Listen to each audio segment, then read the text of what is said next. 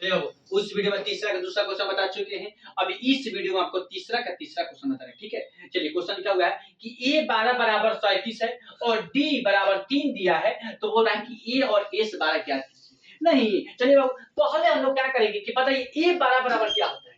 कोई पूछेगा कि ए 12 बराबर क्या होता है, तो ए प्लस 11 डी नहीं, ए प्लस क्या ए डी, और उसका मान जो दिया है वो 37 दिया है। मतलब कि ए प्लस 11 डी बराबर क्या दिया है, ए 12 का मतलब होता है ए प्लस 11 डी, और उसका जो मान दिया है वो क्या दिया है 37 दिया है, बराबर क्या 37। अब क्या करेंगे बाबू, अब लिखेंगे कि ए प्लस 11 डी बराबर क्या है 37 है। तो ए के मान निकालना है, कह रहा है एक के मान पहले निकालना है, तब ए से 12 के मान निकालना नहीं। तो चलिए एक निकालना है, प्लस जेब करते हो 11 जेब करते हैं, यहाँ पर कुछ नहीं तो क्या हो जाएगा गुना, और डी के मान पहले से दे दिया है 33, 3 दिया है बराबर क्या 37। डी के मान बाबू पहले से क्या दिया है 3 दिया है नहीं। अब चलिए ए प्लस 11 के प्रति नहीं पड़ेगा दिया 33 बराबर क्या हो जाएगा 37, बराबर 37 हो जाएगा। अब बताइए इसलिए ए बराबर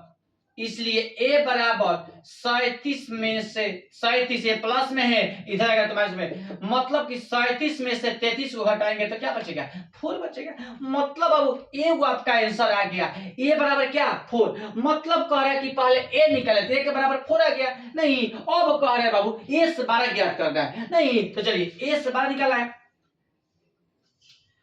तो एसएन बराबर फॉर्मूला होता है बाबू, एसएन बराबर फॉर्मूला होता है पहले वाला n बटा 2 कोस्ट 2a प्लस नंबर माइनस 1 गुना डी, यही फॉर्मूला होता है बाबू। और दूसरा फॉर्मूला जो होता है n बटा 2 एसएन बराबर n बटा 2 कोस्ट a प्लस n नहीं, तो ये पहला फॉर्मूला यूज होगा। ठीक है, अब क्वेश्चन कर रहा है कि a से 12 निकालना है, तो जहां जहां n है वहां का लिखना है, मतलब a से जेम करते हैं n का मान क्या 12, तो एस 12 बराबर हो जाएगा आपका n का मान 12 और बटा 2 जेम करते हैं 2 जेम करते हो, यहाँ पर कुछ जेम क्या हो जाएगा गुना, और a के मान निकाला है तो क्या है 4 प्लस जेम करते हो n के मान क्या है 12 माइनस 1 और गुना d के मान क्या है, d के मान पहले से आपको 3 दिया है नहीं। बहुत आसान है बाबू क्वेश्चन। ठीक है, अब देखिए 2 के पारा में 12 को वाली में आता है 6 वाली में, मतलब कि a से 12 बराबर 6, यहाँ पर कुछ नहीं है तो गुना हो जाएगा। ठीक है, अब देखिए 4 दूनी 8 प्लस जेम कहते हो 12 में से घटल 11 और गुना 3 जेम कहते हो नहीं। अब चलिए अब क्या करेंगे, अब लिखेंगे कि a से 12